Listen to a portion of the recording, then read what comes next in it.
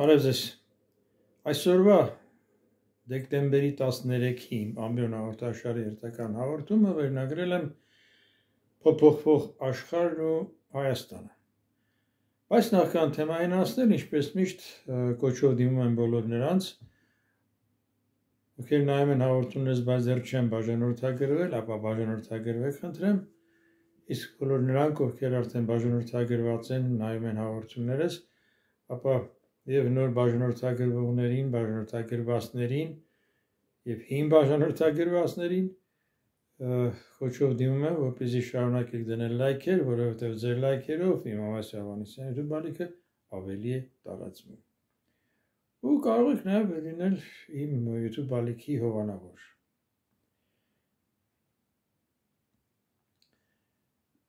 Իսկ հիմա անցնեմ բնույթին և այսպես փոփոխվող աշխարհը և Հայաստանը։ Ես թվում է, թե վերնագիրը բավականին ծավալուն է և պետք է, որ շատ համապարփակ լինի, այնուամենայնիվ ես կփորձեմ շատ կարճ,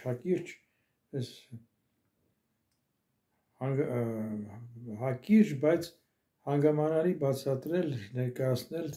իմ տեսակետը տեղի ունեցող համաշխարհային իրադարձությունների վրա և այդ պատկերի վրա Հայաստանի դերին ու դիրքին։ Աշխարհը, որ սկսվել է փոխվել և արդեն փոխվել է, դա ցույց տվեց դեռ 2014 թվականին, երբ Ռուսաստանը բարեկիրթ կամ կանաչ մարդուկների լցնելով օրիմ զենքի ավտոմատների զինվորների ներկայությամբ անցկացրեց մարդահամար և ըստ այդ մարդահամարի արդյունքների Ղրիմը անցավ Ռուսաստանի տարածք, մտավ Ռուսաստանի տարածք կազմը։ Եվ հետո էլ արդեն 4 տարի առաջ, երբ Ռուսաստանը ձեռնարկեց լայնածավալ ռազմական գործողություն Ուկրաինայի դեմ, ըստորեն երբ նա ձեռնարկեց, հույս ուներ, որ 3 օրում հարցերը լուծելու է, հաղթանակով, հաղթարշավով մտնելու է Կիև և Կիևի բնակչությունը ծաղկեփնջերով է, օվացիաներով է դիմավորելու այսպես կոչված ռուսական զորքին, չստացվեց, 3 օրը չստացվեց և հիմա արդեն 4 տարի է գրեթե ռուսները կռվում են Ուկրաինայի դեմ։ Եվ այս ընթացքում կրկնում եմ աշխարհի արձագանքը։ Աշխարհի արձագանքը adekvat չէր և Ղրիմը կլանեցին և աշխարհի արձագանքն էլ դեռ այն չէր առաջի 2-3 օրերին, երբ Ռուսաստանը ձեռնամուխ եղավ լայնածավալ հարձակման Ուկրաինայում, ռմբակոծում էր Կիևը։ Եվ միայն 3-րդ թե 4-րդ օրը, երբ հասկացան, որ ուկրաինացիները չեն հանձնվում, դիմադրում են, բան փոխվեց և սկսեցին նախ հօգուտ Ուկրաինայի հայտարարություններ անել, ապա անցան գործնական քայլերի և սկսեցին օգնել զենքով։ Իհարկե, զենքի այդ օգնությունը այն չէր, որ կարողանար Ուկրաինան պարտության մատնել Ռուսաստանին, որ այն ժամանակ հնարավոր էր, որովհետև ռուսները հանկարծակի էին եկել, այդ 3 օրյա բլիցկրիգը չստացվեց, բայց մասնավորի Ամերիկայի Միացյալ Նահանգները և Արևմտյան Եվրոպան, Եվրամիությունը մասնավորապես բավարար քանակությամբ զենք ու զինամթերք չմատակարարեցին Ուկրաինային, նրանց մատակարարները ընդամենը այսպես կոչված թթվածնի օղակ էր, թթվածնի խողովակ էր, ավելի ճիշտ, որպեսզի Ուկրաինան չպարտվի, դիմանա։ Եվ արդյունքում եղավ այն, ինչ եղավ։ Հիմա էլ, և գիտեք ինչ, այդ ռուսական հարձակում Ուկրաինայի վրա նաև շատ հարցեր ջրի վերես հանեց։ Մասնավորապես ցույց տվեց, որ ՆԱՏՕ-ն այն պատկերացմամբ, որ մենք ունենք, որ դա ինչ-որ ՆԱՏՕ-ն կուռ կառույց է, ինչ-որ միասնական հրամանատարությամբ, ստացվեց, որ այդպես չի։ ՆԱՏՕ-ն 1947 թվականին երբ ստեղծվեց որպես պաշտպանական կառույց, պաշտպանական ալյանս խորհրդային միության էքսպանսիան կանխելու համար։ Եվ մինչև խորհրդային միության ոչ ևս լինելը ՆԱՏՕ-ն կարողացավ այս կամ այն կերպ պատվար լինել սովետական էքսպանսիայի դեմ, թեպետ ՆԱՏՕ-ի առկայության պայմաններում խորհրդային միությունը գրեթե իր էքսպանսիան շարունակում էր, այսպես ճնշեց դեմոկրատական ապստամբությունը Հունգարիայում, հետո 68 թվականին զորք մտցրեց Չեխոսլովակիա, ճնշելով չեխական գարունը։ Եվ այն ժամանակ ՆԱՏՕ-ի արձագանքը adekvat չէր, թեպետ նաև ինչ պետք է արձագանքեր, երբ դա այդ ամենը տեղի է ունենում Վարշավայի պայմանագրի, այսպես կոչված երկրների տարածքում, դրանք հարձակումներ չէին ՆԱՏՕ-ի անդամ երկրների վրա կամ ուժի կիրառում։ Մի խոսքով, բայց խորհրդային միության ոչ ևս լինելուց հետո Վարշավայի պայմանագրի երկրները միանգամից հոդը ցնդեցին եւ բոլորը շար կանգնած իրար հետևից մտան ՆԱՏՕ։ Սա առաջացրեց Ռուսաստանի վախվորած դժգոհությունը, զգուշավորությունը, թեպետ հայտարարվում էր, որ ՆԱՏՕ-ի անդամ երկրները խոստացել են, որ ՆԱՏՕ-ն դեպի Ռուսաստան չի ընդլայնվի, բայց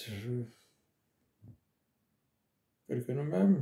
Վարշավայի պայմանագրի անդամ երկրները Ռումինիան, ժամանակ դեռ Չեխոսլովակիան, որ հետո առանձնացման դարձավ Չեխիա, Սլովակիա, Լեհաստանը, Հունգարիան միանգամից մտան ՆԱՏՕ-ի կազմ։ Բայց կրկնում եմ, եւ այս արդեն Ուկրաինայի դեմ սանձազերծած պատերազմը ցույց տվեց, որ ՆԱՏՕ-ն միասնական չի, եւ առավել եւս, որ ՆԱՏՕ-ն ունի իր միասնական բանակը, ունի զորքեր, օրինակ ասենք ՆԱՏՕ-ի որոշ երկրներ, օրինակ ասենք Գերմանիան զորքեր է տեղակայել մեծ բալթյան երկրներում կամ Լեհաստանի սահմանին, բայց դրանք ընդհանուր ՆԱՏՕ-ի հրամանատարության տակ գտնվող զորքեր չեն։ Եվ ՆԱՏՕ-ն պետք է ՆԱՏՕ-ի անդամ ամեն մի երկիր ունի իր զորքը, իր բանակը եւ իր շահերը եւ իր բյուրոկրատական, այսպես կոչված օրենքները, որոնք պետք է որ կիրառվեն, գործի դրվեն, եթե հարկ լինի կիրառել պաշտպանության 5-րդ կետը, այսինքն երբ ՆԱՏՕ-ի անդամ որևէ երկրի վրա հարձակումը դրսից, նշանակում է հարձակում բոլոր երկրների վրա։ Այդպես կետը կա, բայց շատ դժվար է ասել, որ այդպես կլինի։ Այդ կետը կկիրառվի։ Մանավանդ հիմա, որ արդեն ըստ ամենայնի այդ կազմակերպությունն այլևս ըստ էության դե ֆակտո դե յուրե կա, բայց դե ֆակտո գոյություն չունի այն բանից հետո, երբ Միացյալ Նահանգները փաստորեն ձեռքերը լվացին ՆԱՏՕ-ից։ Եվ պատահական չի, որ ռուսական աղբյուրները այս վերջի Ուկրաինայում խաղաղություն հաստատելու Միացյալ Նահանգների առաջարկների վերաբերյալ ոչ թե սպրտեցին, այլ դիտավորյալ ասում էին, որ հուսով ենք, որ ՆԱՏՕ-ի անդամ երկրները եւ Ամերիկայի Միացյալ Նահանգները կոնստրուկտիվ քայլեր կձեռնարկեն խաղաղության հասնելու ուղղությամբ, այսինքն առանձնացրեցին արդեն ՆԱՏՕ-ն եւ Ամերիկայի Միացյալ Նահանգները։ Այնինչ ՆԱՏՕ-ն ստեղծվել էր Ամերիկայի Միացյալ Նահանգների նախաձեռնությամբ եւ գլխավոր հենասյունը հենց Ամերիկայի Միացյալ Նահանգներն էր։ Հիմա Սպիտակ տանը գտնվող քառակուսի դեղնակաքուլի ցրցամով ՆԱՏՕ-ն այլևս այն չի, ինչ որ կար կամ ինչ որ պատկերացումը կար նրա մասին։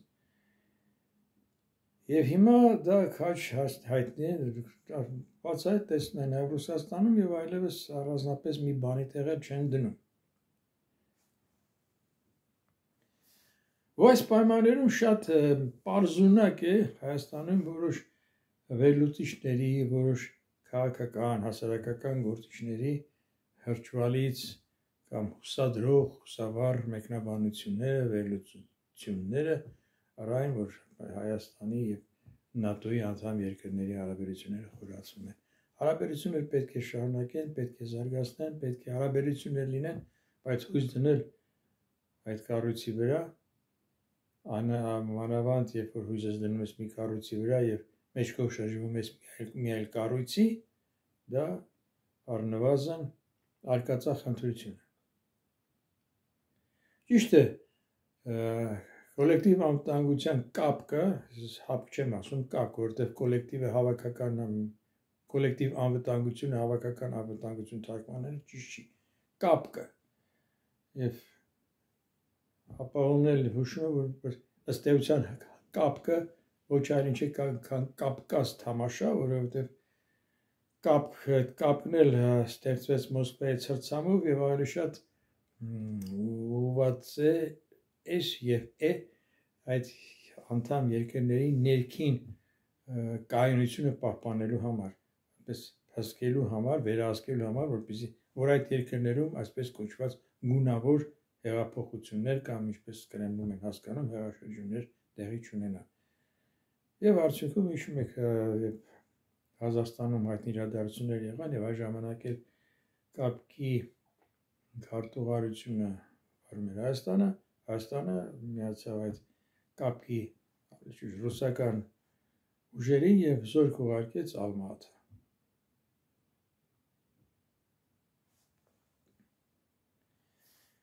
Իսկ երբ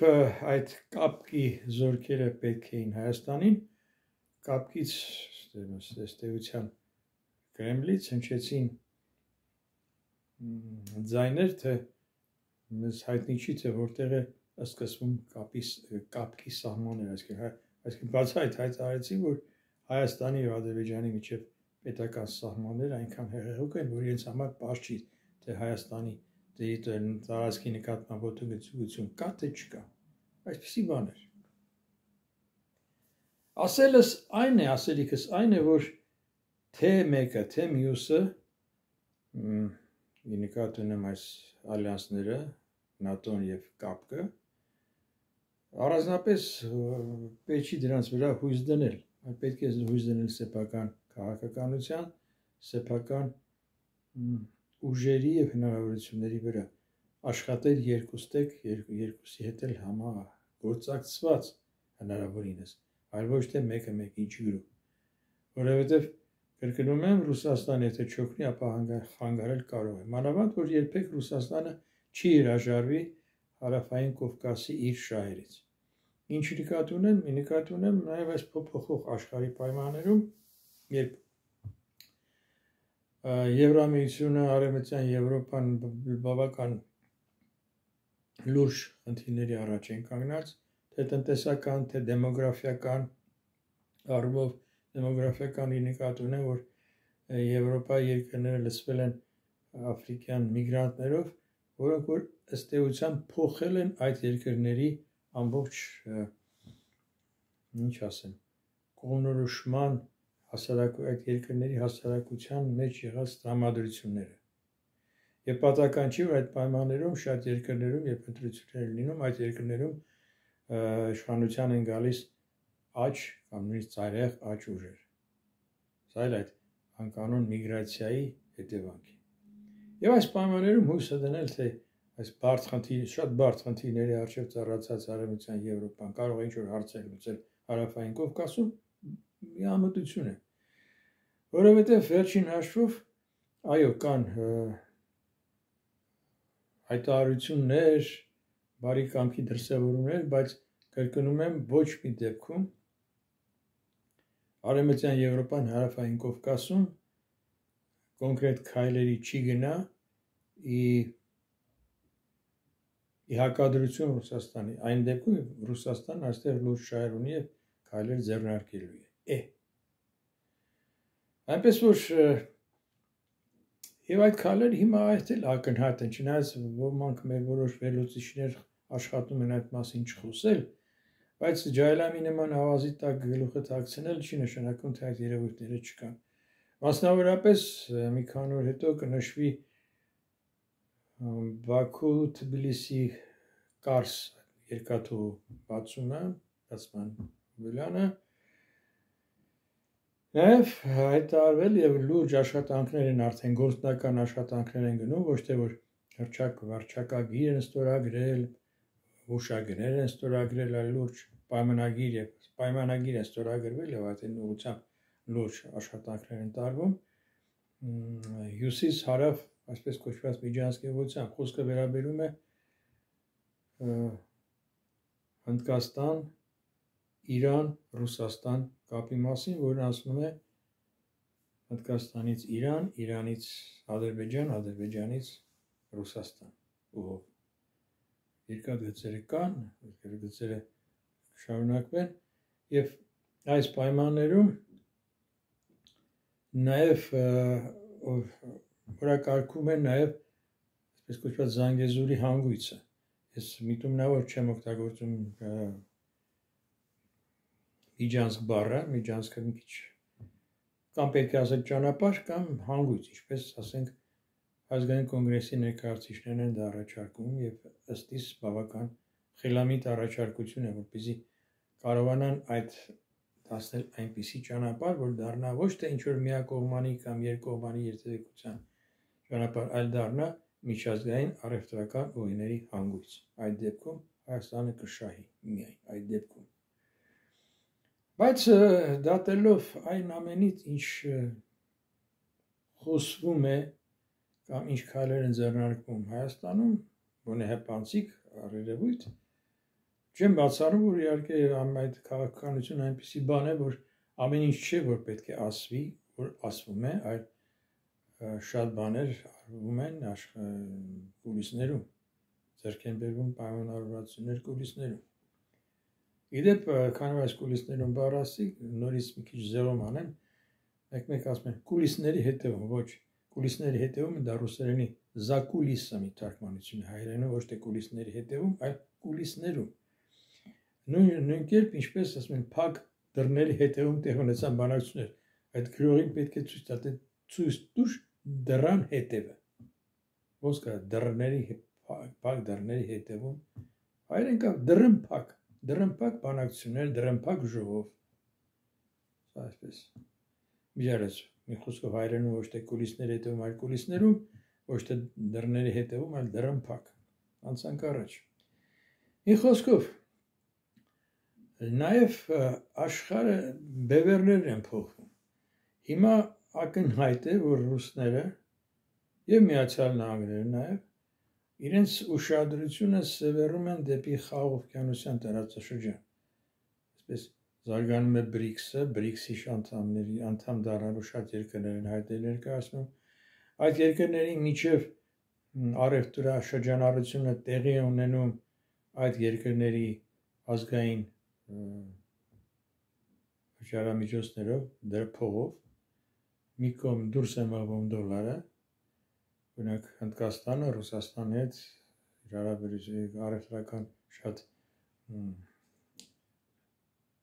գործարքներ կատարում է ռուպիով, Չինաստանը յուանով, Ռուսաստանը ռուբլով։ Եվ այս պայմաններում ավելի շատ տնտեսական զարգացման լայն բևեռ է ձևավորվում իդեմս Հնդկաստան, Չինաստան, Ինդոնեզիա, այս կտրվածքով, ու նաև այստեղ նաև կա Ռուսաստանը։ Այս տնտեսական այս բևեռի պատկերի վրա Եվրամիությունը մի քիչ դառնում է ավելի շատ ոչ թե նշանակությունը չի կորցնում բնականաբար, բայց ոչ թե դառնում է տնտեսապես, քաղաքականապես թելադրող կազմակերպություն, այլ դառնում է որպես պարտնյոր, որը որ պետք է կարողանա համագործակցել նոր ձևավորող, ասենք Խաղաղ օվկիանոսյան այդ տնտեսական ձևավորող շուկայի հետ։ Մի կողմից այս շուկան Խաղաղ օվկիանոսյան ասիական, մյուս կողմից էլ Եվրամիության տնտեսական շուկա։ Այսպիսի պայմաններում Հայաստանը պետք է կարողանա թող կոպիտ չանչի լարախաղացություն անել երկուսի միջև, այլ ոչ թե մեջքով շրջվի մյուսի նկատմամբ, որը որ կարող է բացասական հետևանքներ ունենալ։ Ինչ վերաբերում է այս ամբողջ ձևավորված այս ձևավորվող իրականությունը, նաև ուղեկցվում է Ուկրաինայի դեմ լայնածավալ պատերազմը շարունակելով, եւ սա ցույց է տալիս, որ Կրեմլի անմահ կաշե պարզապես հիմարացրել եւ շարունակում է հիմարացնել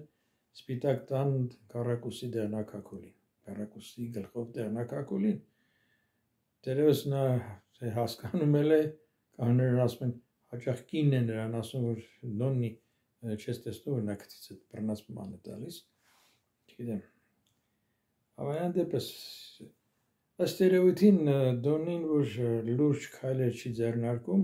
կամ հայտարարությունները սահմանափակվում են զուտ հայտարարություններով, որ տեսեք հիմա ես կանեմ, են կանեմ, ժամկետը դնում, հետո մոռանում է ժամկետը կամ ժամկետը երկարացնում է, ըստ երևույթին դրա տակ ինչ-որ պատճառներ, լուրջ պատճառներ ունի, որոնցից վախենում է, կամ զգուշանում է, ինչ խոսքով, գիտեք, ժամանակը ցույց կտա,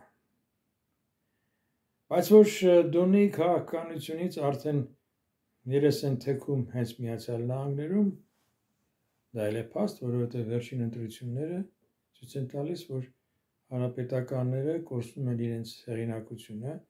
եւ ոչ միայն հանրապետականները, հանրապետականների ներսում էլ արդեն գլուխ են բարձրացնում սենատորներ, կոնգրեսականներ, որոնք որ դժգոհում են Տրումպի քաղաքականությունից, իմասնավորի Ուկրաինայի դեմ Ուկրաինայի նկատմամբ վարած քաղաքականության, որը ըստ էության հենց իրենց խոսքերով Ուկրաինային հանձնում են ռուսների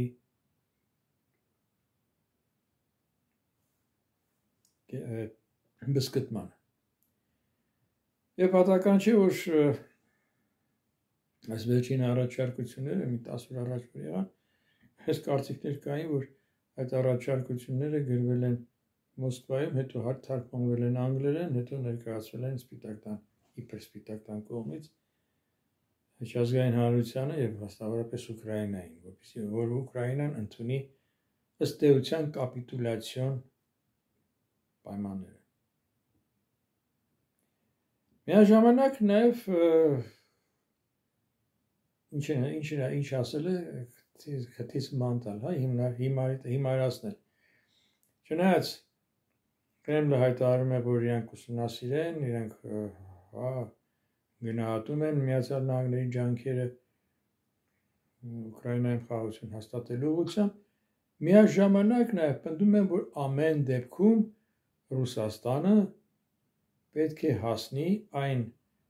նպատակներին, որոնք որ դրվել էին ի սկզբանե այսպես կոչված հատուկ ռազմական գործողությունը սկսելու վրա, այսինքն ավարտին հասնեն Ուկրաինայի ապազգայնացումը, ապա ռազմականացումը եւ ապա պետականացումը։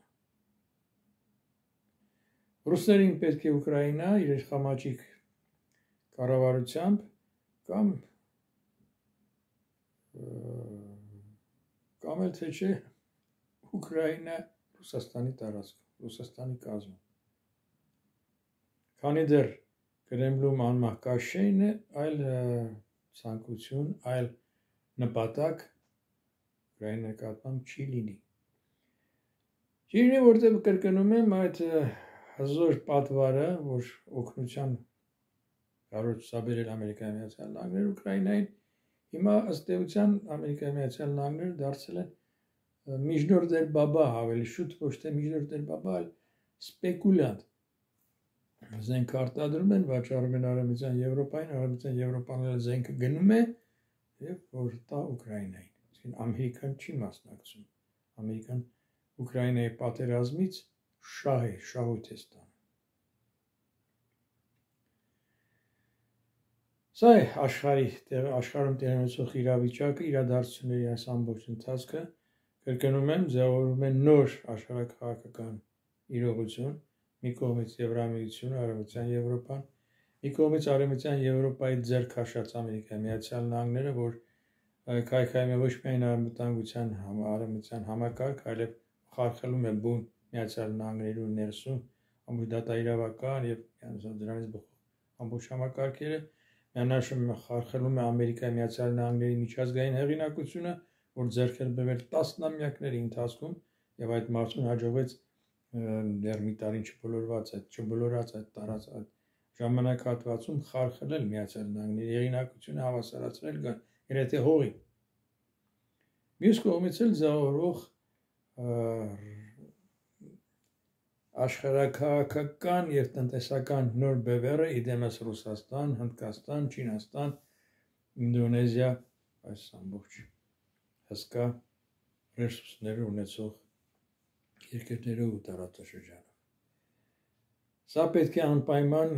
նկատի ունենան Հայաստանը։ Եվ սա պետք է անպայման նկատի ունեն նաև նրանք, որոնք որ ի պաշտոնե կոչված են, որ հնարավորինս ի նպաստ Հայաստանի իրականանա Զանգեզուրի հանգույց այդ ճանապարհը, Զանգեզուրի հանգույցը։ Իսկ դա որ պետք է կայանա միանշանակ է։ Դրանում շահագրգռված են բոլոր տարածաշրջանի եւ միջազգային բոլոր երկրները։ Այսօր այսքանը, բայց նախքան ցտեսություն ասելը մեկ անգամ եւս կոչով դիմում եմ բոլոր նրանց, որոնք նայում են հաղորդումներս, բայց դեռ չեն բաժանորդագրվել, ապա բաժանորդագրվեք, խնդրեմ։ Դրեք լայքեր, որովհետև ձեր լայքերով իմ Մասյա Հովհաննիսյանի թուբալիքը ավելի է տարածվում։ Ցտեսություն, կհանդիպենք խաղաղություն մեզ, խաղաղություն աշխարհին։